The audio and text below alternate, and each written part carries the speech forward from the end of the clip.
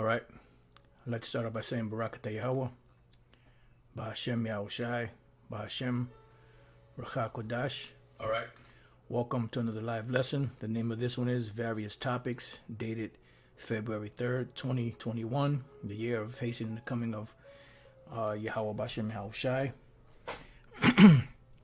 And pretty much this lesson is going to be centered around various topics, of course. There's a article that I want to address, or really a video which leads to the article, which I'm going to show a portion of the video. Hopefully they won't strike my page. After that, Lord's will, there's a correction I wanted to make on a video that a brother made. You know, a statement that he made, you know, that was off, but you know, the brother was sincere, so I know the brother didn't mean any malice by it. You could tell by the passion in the man's voice, you know, that, you know, he was really sincere about what he was saying, but you know, it was the wrong breakdown. So Lord's will, we get into that.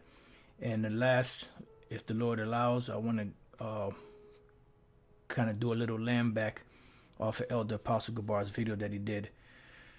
I believe that was yesterday, dealing with a comment board question that Yahawashi is the top angel, huh? So, without further ado, let's just get into it. Young to vote, but seems old enough maybe to spy for the government. There's concern then in Britain over plans to allow children to be used as covert spies, and in some cases break the law to reveal wrongdoing by their parents. The government's covert intelligence bill is making its way through Parliament, but even the Prime Minister's own Conservative Party MPs are wary. Everyone I've spoken to has been horrified by it when it's been explained to them. It needs to be extremely tightly controlled, and those controls need to be greater than what the government's proposing. Once you start taking action like this to put spies in people's homes, whatever the purpose, this does have complications. It is very important for government to recognize that this is not something that should be easily done in a democratic state. Well, if passed, the bill will allow 16 and 17-year-olds to be recruited by 22 state agencies ranging from the police, the military and intelligence services to tax authorities. The draft says that using youngsters would be rare and includes safeguards and supervision to protect the children. We put it up for debate. The use of a child informant is a last resort sort of step where you've got serious criminality and no other way available of breaking into it. And we have to be realistic that there are some situations where lots of children are exploited or are harmed, and there may be an opportunity to break that ring up that's only going to be able to be crystallized by the use of a child informant. Children, if we see them being exploited, or the government comes to know children being exploited or involved in any sort of dangerous activity, the government is obliged to remove them from that situation as soon as possible. We shouldn't keep them there just so that they can spy. You've again looked at the situation of the child informant and ignored the situation of other children who may be being exploited and harmed by a ring of criminals who the child informant represents the only way into it. That means essentially we're sacrificing this child just so we can save others. This is one child who's come to the attention of the authorities. We know he's at risk, but now we're keeping him there or encouraging him to stay there just so we can save other children. No one's being sacrificed. No one is going to be placed in a position where they will come to any harm.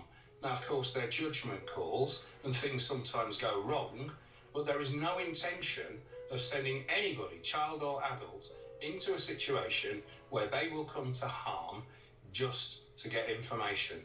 If they are deployed, it will be because the assessment is that it can be done safely. We're encouraged to teachers that have to report on students, doctors report on patients, we have to report on our neighbors, immigration status, criminality, welfare benefit fraud, all of these things, what are generally essentially should be the government's duty has been put on the public anyway. So I think that's wrong, and that has gone too far. Yeah, so pretty much you heard it. It's a new bill may see children spy on criminal parents in the UK. And pretty much, what this leads to is something that they coined in the movie 1984, thought criminal. And I want to play that clip real quick. You're a thought criminal. See? So you saw the child said he's a thought criminal. Now, in this scene here, you go watch it when you get a chance. This guy that they brought in here, Parsons, that little demon that you just saw that called this guy Winston a thought criminal, that was his son. And then his daughter was the one that gave him up as a thought criminal. He talking about he didn't know he was a thought criminal. But this is the madness that they're pushing out there, upon the masses of the people.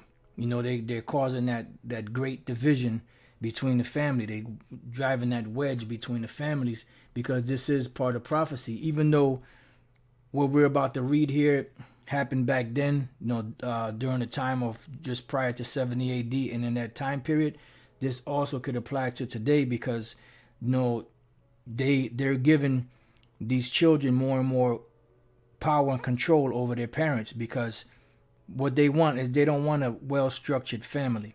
They want dysfunctional families.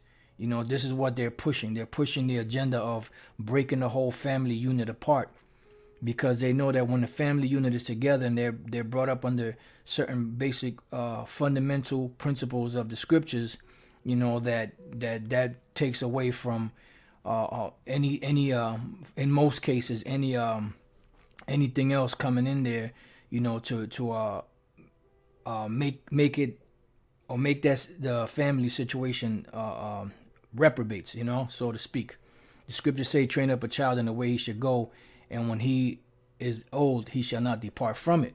And this is what they're trying to do. They're trying to break the very fiber of the family and the structure, especially among Jake, so-called Negroes, Latinos, and Native American Indians. They're really trying to break that structure, because they know that is very valuable, and this is why the scriptures speak about the fathers teaching the children, so on and so forth, because that would maintain order. And when the father taught his child, that would anger the enemy, as the scriptures say. But when you don't, what happens is that child becomes willful, and you see how it's going today. These children have more rights than the parents. The parents spanks their children, they take the children away from them. This is total wickedness, because the scriptures give, tells you to beat your child on the side if they're unruly. It said they're not going to bleed, but that beating on the side of the leg, or, when you whoop them, that makes them to get in order, because they remember that, now when I did that, that was wrong. I ain't going to do that again, because I don't want to get that ass whooping again. So now, this is Matthew 13:12. It says, now the brother shall betray the brother to death. And that's why they're breaking up the family structure, because they're breaking that bond. They know there's a tight bond between family. So they're breaking that structure apart, because they want everybody to turn against each other. It says, and the father, the son, the children shall rise up against their parents and shall cause them to be put to death. And this is what we see here. They're and who do they show as they showed Edomites, but when they showed the so-called children, which they're not children, they're grown as people, what they show you here, a Jake. Now I can't make out what these other ones are. This looks like an Edomite. This is a Jake, and these two, I'm not sure what they are. You can't really tell too good, but this is what they're pushing. And this is the first person I noticed when they showed this picture. He's the first one I noticed. They got a Jake in there, because they're pushing it on everybody. All right. It says, and you shall be hated of all men for my name's sake, but he that shall endure unto the end, the same shall be saved. Now, the other precept I have is Matthew 24, and I forgot the exact verse, so just bear with me. I got the chapter, but I didn't get the verse.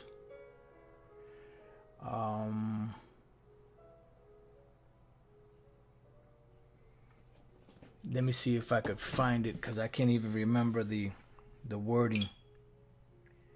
Hopefully it's still here. Nope.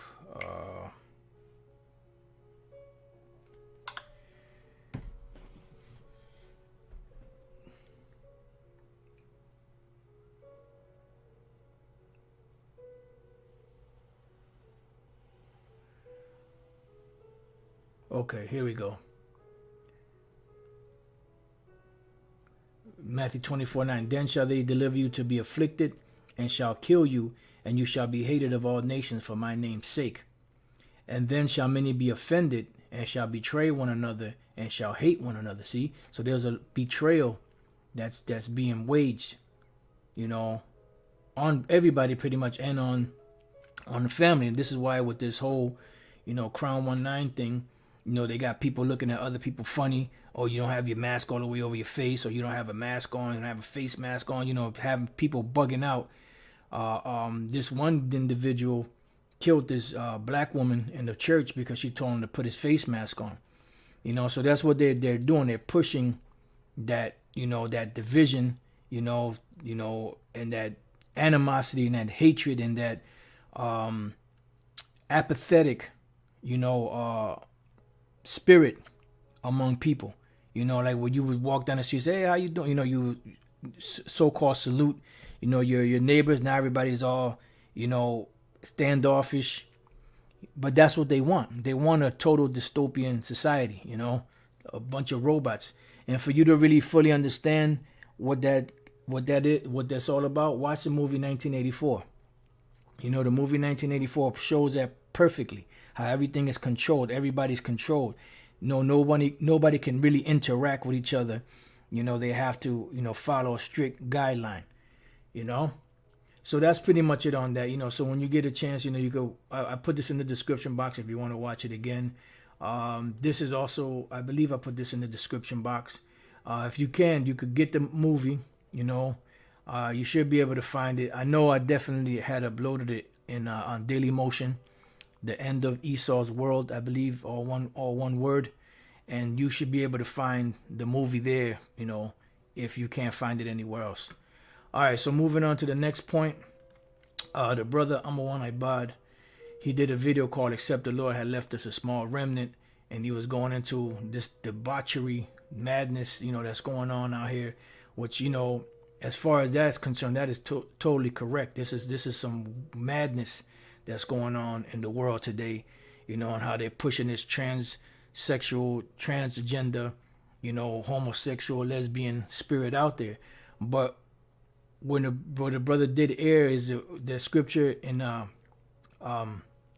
Isaiah, the first chapter, where it says, "Except the Lord had left us a small remnant, we would have been at Sodom and Gomorrah." That doesn't mean that that all Israel would have became homosexuals. What that means is that we would have all been destroyed, you know, just like Sodom and Gomorrah was destroyed. Okay, so I just wanted to make a note of that, because I noticed when I saw the thumbnail and I read the title, I pretty much already knew, you know, that what the brother was going to say, you know, because this was an old breakdown, but that's not the proper breakdown. So we're going to get into it, Lord's will, and give the sense. This is the book of Isaiah chapter 1. We're going to start at verse 2. It says, "Hear, O heavens, and give ear, O earth, for the Lord has spoken. I have nourished and brought up children, and they have rebelled against me." So the subject matter here is rebellious children. The Lord raised us up, and we rebelled against the Lord. "The ox knoweth his owner, and the ass his master's crib, but Israel does not know, my people does not consider." So Israel, the Israelites, they do not consider the Most High, you know, their power, Yahawashi. They look into sweet Jesus. They look into Esau. They look into the other nations. They look into the gods of the other nations. They look into the strongholds of Esau. They look into everything else but Yahawashi. And proof of this is when we are out there teaching, or when there are lessons being taught, you have these so-called Christians that will come on there and fight against us when we're giving them the right way, because their mind and their conscience has been seared with a hot iron, as the scriptures say. And they don't have the proper understanding of what the scriptures are saying. So it says, so this is the controversy that the Most High has with Israel. It says, sinful nation, see, or people laden with iniquity. So what does sin lead to?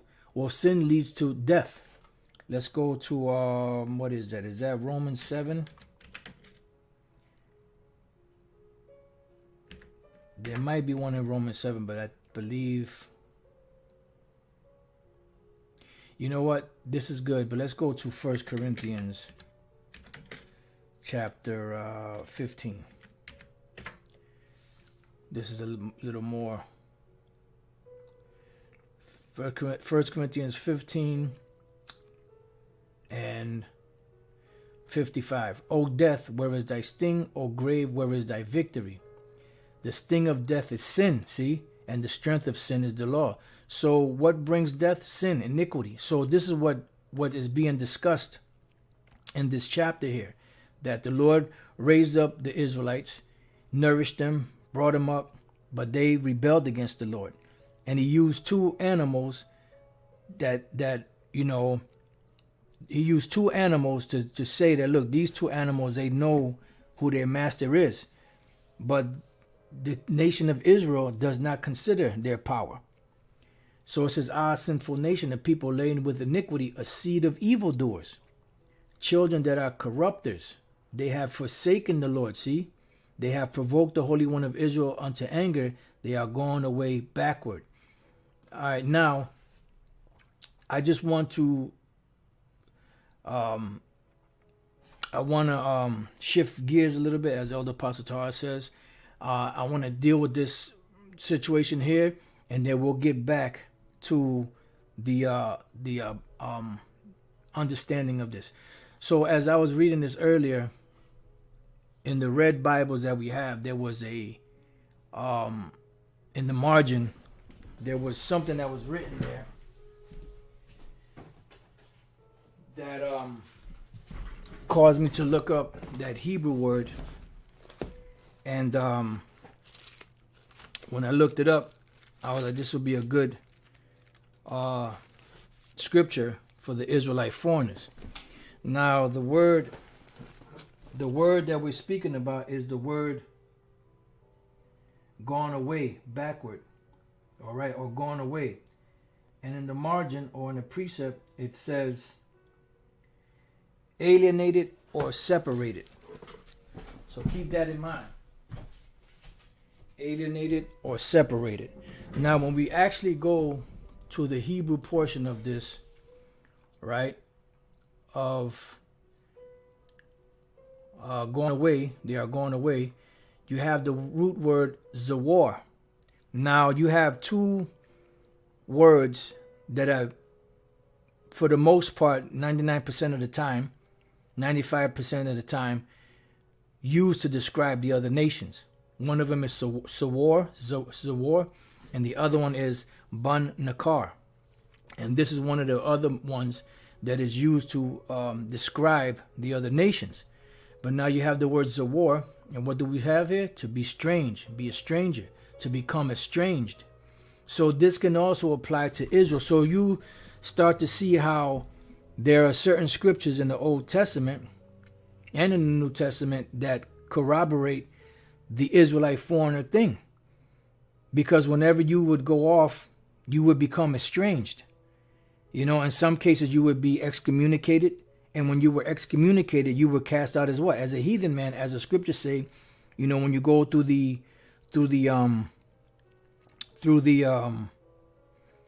proper channels of trying to reconcile with your brother, you know, and he doesn't want to hear you, he doesn't want to hear the witnesses, and he doesn't want to hear the church. So what is it? He's casted out as what? As a publican and as a heathen.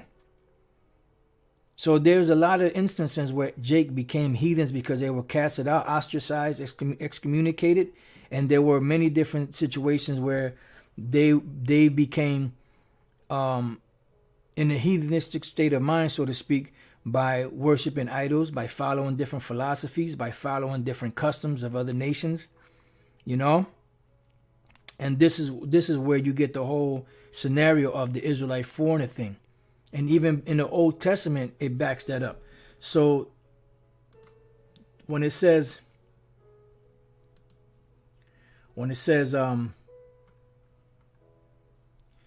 our sinful nation, a people laden with iniquity, a seed of evildoers, children that are corrupters, they have forsaken the Lord, they have provoked the Holy One of Israel unto anger, they are gone away backward, or they are gone away, or they are become heathens, alienated, estranged. Okay?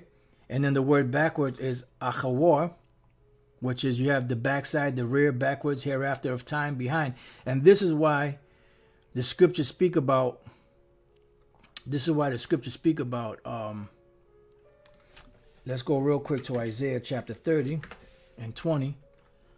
And it says, and though the Lord give you the bread of adversity and the water of affliction, yet shall not thy teachers be removed into a corner any more, but thine eyes shall see thy teachers, and thine ears shall hear a word behind thee, saying, this is the way, walk ye in it, when you turn to the right and when you turn to the left. So if you hear that word behind thee, means you're walking down the wrong way.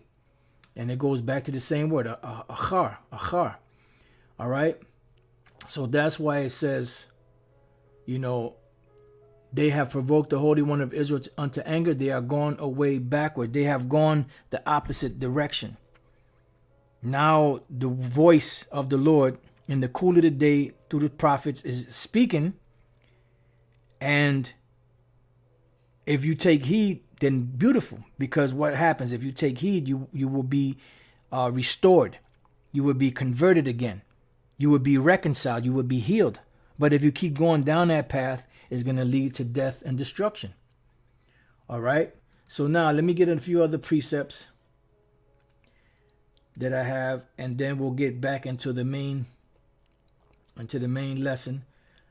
Now let's go from there to Jeremiah chapter 2 and verse 20. It says, For of old time I have broken thy yoke and burst thy bands, and thou saidest, I will not transgress, because the transgressions are what got us in that position in the first place. When upon every high hill and under every green tree thou wanderest playing the harlot, dealing with these idols. Yet I had planted thee a noble vine, see, royalty. In Isaiah the 5th chapter, the Lord said that what else could have been done to this vineyard? I mean, the Lord dressed it, he kept it, he nourished it, he watered it, he watched over it.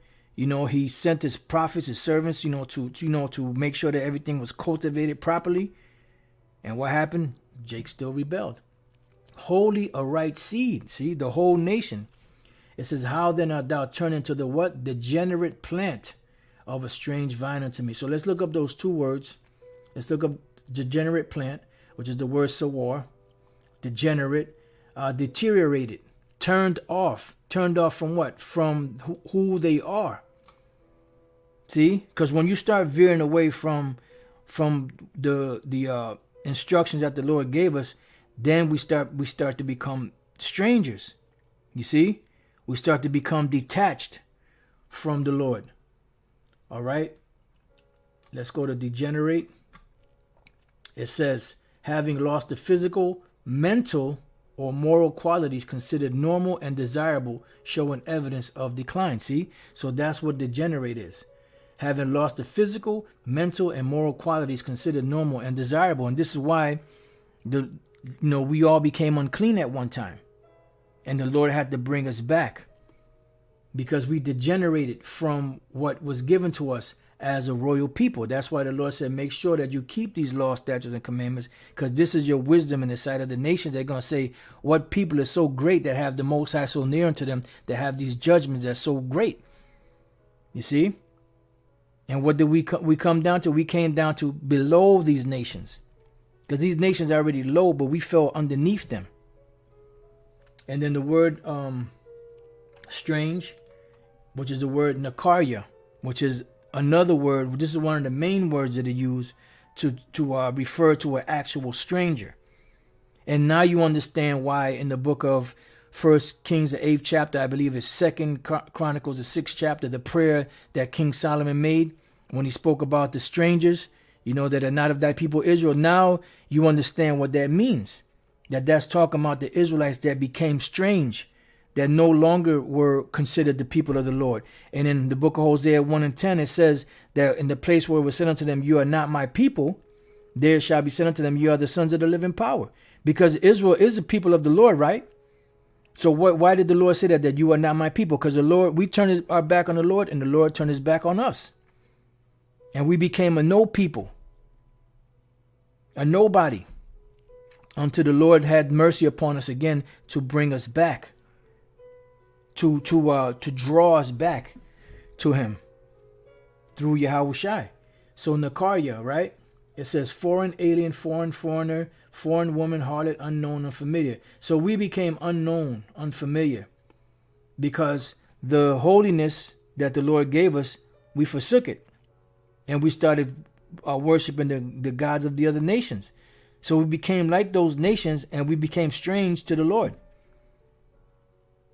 It's not that hard. So these are the Gentiles that it speaks of in the New Testament that are going to receive salvation. The Israelites that became, or that degenerated into a Gentile state of mind. This is why the Lord said, learn not the way of the heathen. See? So let's go to the next precept. Isaiah 59:1. Behold, the Lord's hand is not shortened that it cannot save, neither his ear heavy that it cannot hear. Yeah. So why is Israel turning to these different idols and these different religions and customs of the other nations when the Lord is the one that's going to deliver us and save us? It says, but your iniquities have separated between you and your power. See, it was the iniquities that separated between us and our power, and your sins have hid his face from you that he will not hear. And that's why we became strange. Because we first and foremost were kicked out of the land. And then later on, we just became just total degenerates until the Lord had mercy upon us once again. All right. So now let's go from there to the book of 1 Corinthians. And, this will be the last precept on this, 1 Corinthians 12:1. And now you start to understand how these scriptures come together like that. 1 Corinthians 12:1. Now concerning spiritual gifts, brethren, I would not have you ignorant. You know that what? You were Gentiles. Why? Because you were in that heathenistic state of mind, Israel. But now you saints are cleaned up and brought back into the fold. So it says, you know that you were Gentiles. How? Carried away unto these dumb idols, even as you were led, because we became unclean, like the nations. That's why the Lord has to give us a clean heart, a fleshy heart, and take away that stony heart, so that we can be fully, and put his law, statutes, and commandments into our inward part, so that we can fully be cemented, into that second covenant. All right? So that's pretty much it on that. So now, going back to Isaiah chapter 1. Now let's go to the 5th verse. It says, why should you be stricken anymore? You will revolt more and more. The whole head is sick and the whole heart faint. Yeah, so the more Jake rebelled, the more the Lord kicked us in the ass. And the Lord, unlike the other nations, the Lord kicks us in the ass right away.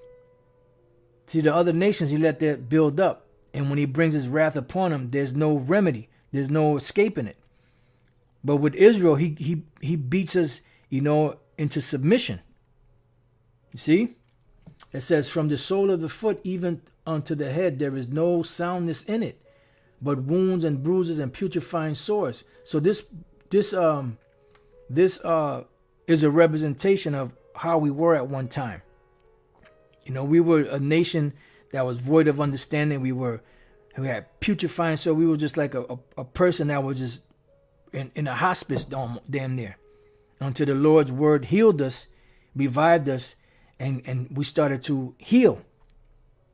It says they have not been closed, neither bound up, neither mollified with ointment. Why? Because the herbs, the plasters and all that you really needed, the eye salve and all the herbs that we needed, we couldn't get because we didn't know. But then the Lord caused great men to rise up before us that showed us the way and healed us and brought us back into his good graces. That's that gospel of reconciliation. So your country is desolate, your cities are burnt with fire, your land strangers devour it in your presence, and it is desolate as overthrown by strangers. And the daughter of Zion is left as a cottage in a vineyard, as a lodge in a garden of cucumbers, as a besieged city. Yeah, because we became desolate. We were pretty much, without help, because we gave up our help. This is why there's other scriptures. I believe in Jeremiah, the 2nd chapter, the Lord said, when you start going through these things, hey, call on your gods to help you, the ones that you trusted in, that you were given all the substance that the Lord gave to you. Go call on them to see if they will save you. Right? Then it says, except the Lord of hosts had left us a very small remnant, meaning the elect, we should have been as Sodom, and we should have been like unto Gomorrah, meaning we should have been destroyed. Now let's jump from there to the 21st verse. You can read the rest of it. Let's jump to the 21st verse. It says, how was the faithful city become an harlot? It was full of judgment, righteousness lodged in it, but now murderers. So what is the judgment for a murderer? Death, right? Now let's jump down to the 27th verse. Zion shall be redeemed with judgment, and her converts with righteousness. So the ones that turn back to the Lord, which is that remnant, they're going to be redeemed with judgment, and the converts with righteousness. But what's going to happen to the rest? They're going to be destroyed, and the destruction of the transgressors and of the sinners shall be together. See? So this is what when we read in the 9th verse, and it says, except the Lord of hosts had left us a very small remnant, we should have been as Sodom, and we should have been like unto Gomorrah. Because what happened to Sodom and Gomorrah and the neighboring cities? They were destroyed. All right, so let's go back down. And the destruction of the transgressor and of the sinner shall be together, and they that forsake the Lord shall be consumed. See? For they shall be ashamed of the oaks which ye have desired, and you shall be confounded for the gardens that you have chosen. For you shall be as an oak whose leaf fadeth, and as a garden that hath no water. And the strong shall be as tow, and the makers of it as a spark, and they shall both burn together, and none shall quench them. So in other words, you will be destroyed. So that's what this means in the 9th verse. Except the Lord of hosts had left us a very small remnant, the elect, we should have been as Sodom, and we should have been like unto Gomorrah, meaning we would have been totally destroyed, because the Lord would have consumed us. That's why it says in the book of Malachi, the 4th chapter, it says, behold, I will send unto you Elijah the prophet before the coming of the great and dreadful day of the Lord, which he came twice, back as John the Baptist, and in this time as Elder Abba Bivens, for those of you that could accept it. It says, and he shall turn the heart of the fathers to the children, and the heart of the children to their fathers, lest I come and smite the earth with a curse. See? So why did this happen? Because the Lord has an elect that will be woken up, that will be delivered and not destroyed with the rest of the 2/3 of Israel here on the soils of America. So you start to understand that if the Lord didn't leave the remnant, we would have all been destroyed, as Sodom, Gomorrah, and the other 3 cities were destroyed. Zeboim, Admah, and Zoar. You know, then you had Sodom and Gomorrah, which are the 2 major cities. All right, so that's what this means in Isaiah 1:9. Except the Lord left us a very small remnant, meaning the elect, we should have been as Sodom, and we should have been like unto Gomorrah, meaning we would have been destroyed. Not that the whole nation would have became homosexuals and lesbians. That's not what this is talking about. All right. So like I said, you know, the brother was sincere. This is an old breakdown. I don't know if maybe he ran across an old breakdown and used that, you know, as you know, as a springboard, so to speak, to the lesson that he did, or he just read through it and that hit him, that this place is filthy, and the scriptures do say that we would lie in the street that spiritually is called Sodom in Egypt, and maybe he tied it together that way. I don't know, but this is the proper understanding, and this is not to make the brother feel bad in any way. This is not demeaning the brother. It's not a thing of beating the brother down. It's just truth. It's just a correction. It's a reproof. All right. So now moving into the next part of the lesson, dealing with what Elder Apostle Gabar did.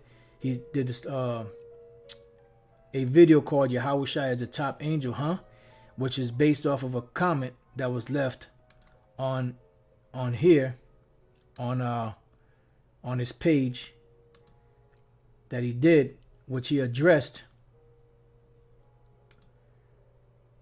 right here. Yahawashi is the top angel, and he went into it and broke it down. So I just wanted to just add, just land back a little off of it, because it's a very good topic, and thanks to the scoffer. I mean, if he was scoffing, which that's what it seemed like. Thanks to them, for saying and doing the things that they do, and like Elder Apostle Tara says, making it easy for us. This is our Ephesians 1:15.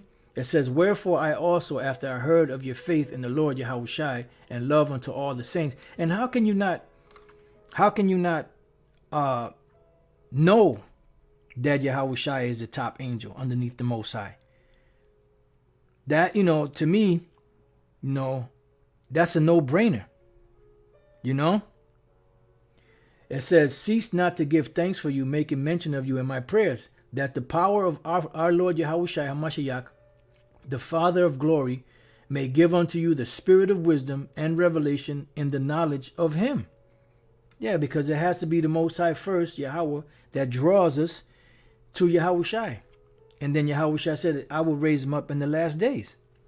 It says, "The eyes of your understanding being enlightened," because not everybody understands this, "that you may know what is the hope of his calling," because he called us unto what? Unto hope. Because the same way we were subjected unto vanity is the same way we were subjected unto hope. "And what the riches of the glory of his inheritance in the saints." Yeah, which is this knowledge, through Yahawashi. Because Yahawashi is that main gift. Because without Yahawashi, we wouldn't have been able to do anything. We'd have been lost in limbo.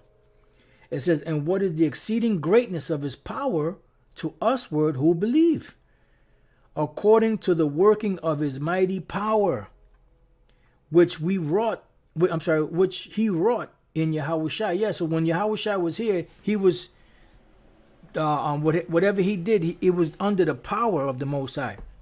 And as Elder Gabar was saying, which the scriptures say, he always bigged his father up. "My father is greater than I. I came of my father. I bear witness, but my father bears witness of me." So on and so forth. It says, when he raised him from the dead and set him at his own right hand in the heavenly places. Now keep that in mind, at his own right hand in the heavenly places, far above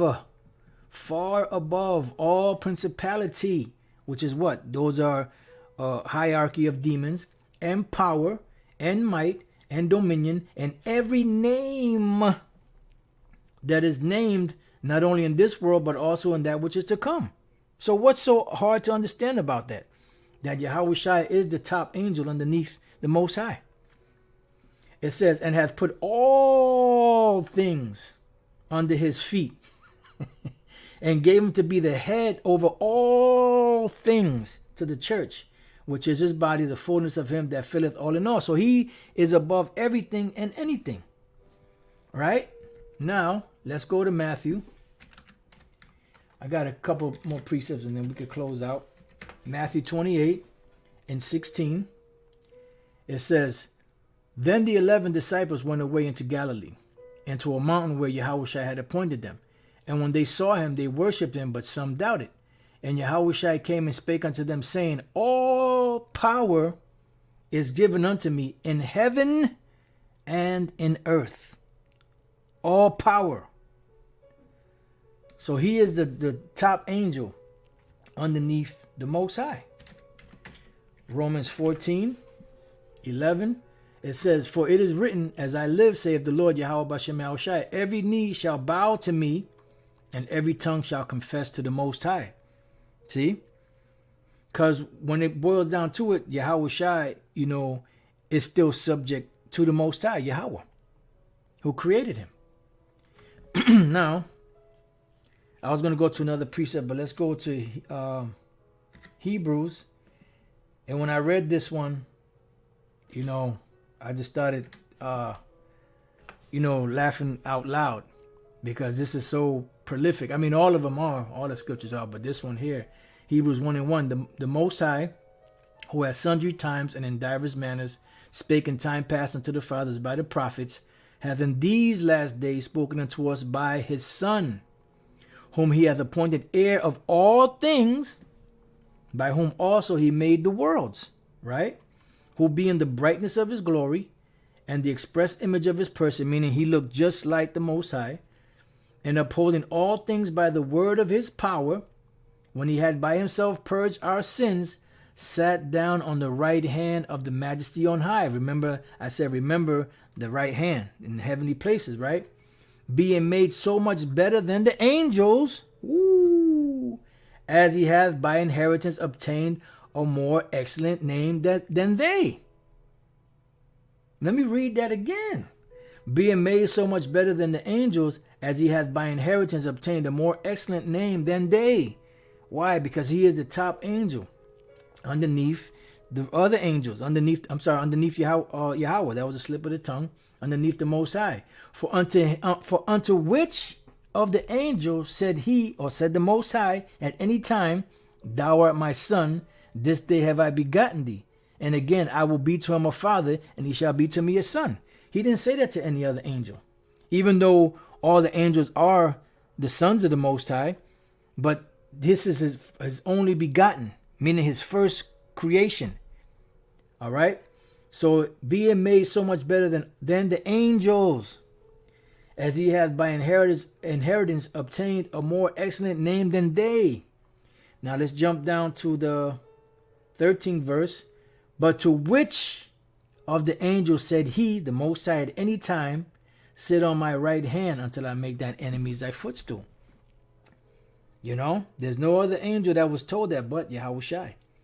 And even when John and James came to him and asked him to have them sit, one on his right hand, one on his left, he said, look, that's not mine to give, but whoever is given to of my Father. Which they really didn't understand what they were asking. You know? It says, are they not all ministering spirits sent forth to minister for them who shall be heirs of salvation? But Yahawashi is the top angel among all of them. Now let's go to two more precepts. 1 Peter chapter 3 and verse 22. It says, who is gone into heaven, dealing with Yahweh. Matter of fact, let's read 21. The like figure whereunto even baptism doth also now save us, not the putting away of the filth of the flesh, but the answer of a good conscience towards the Most High, by the resurrection of Yahawashi HaMashiach, who is gone into heaven, dealing with Yahawashi, and is on the right hand of the Most High, angels and authorities and powers being made subject unto him. Why? Because he is the top angel. You know the angel? Inside joke. And the last precept I have, building on what the Apostle Gabar mentioned in his lesson, was, you know, we get emotional because we are emotional people, you know, but the greater damage is done by the words of Yahweh Bashem Yahawashi. See? Then that's why it says Ephesians 6:10. Finally, my brethren, be strong in the Lord Yahweh Bashem Yahawashi, and what? And in the power of his might, which is his word. That is the power. How did Yahawashi defeat Satan? By quoting scriptures. And Satan was coming at him with scriptures also. But Yahawashi was trumping his scriptures. It says, for we wrestle not against flesh and blood, but against principalities, against powers, against the rulers of the darkness of this world, against spiritual wickedness in high places. See? And this is why it says in 1 Corinthians 10 or 2 Corinthians 10, the weapons of our warfare are not carnal. It says, wherefore take unto you the whole armor of the Most High, that what? That you may be able to withstand in the evil day, and having done all to stand. Stand therefore, having your loins girded about with truth, having on the breastplate of righteousness, which is all a representation of the truth of faith.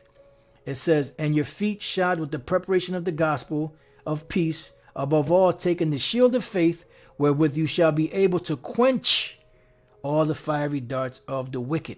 See? And that's how you defeat the enemy.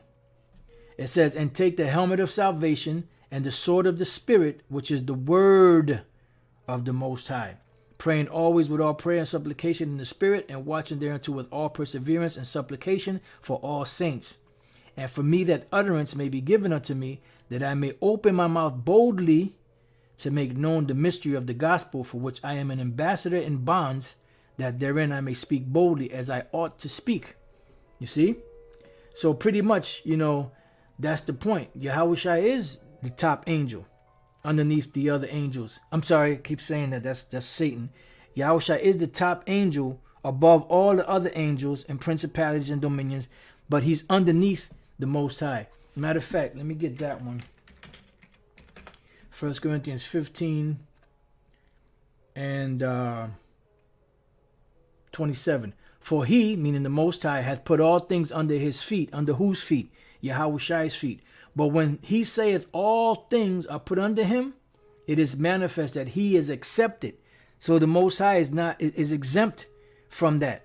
It says, which did put all things under him, because he's the one that gave him the authority. He's not going to come under the authority of his son, which he created, because he's above his son. And Yahawashi is above every angel, over all the angels. He is the top angel underneath the Most High, above every angel, principality, power, whatever it may be, on earth and in heaven. And if you can't see that, then I don't know what to tell you, because Apostle Gabar broke it down. I just wanted to add my 2 cents through the Spirit, and that's pretty much it. All right. So with that, I pray that your brothers have been edified. To the next time I say, Shalom.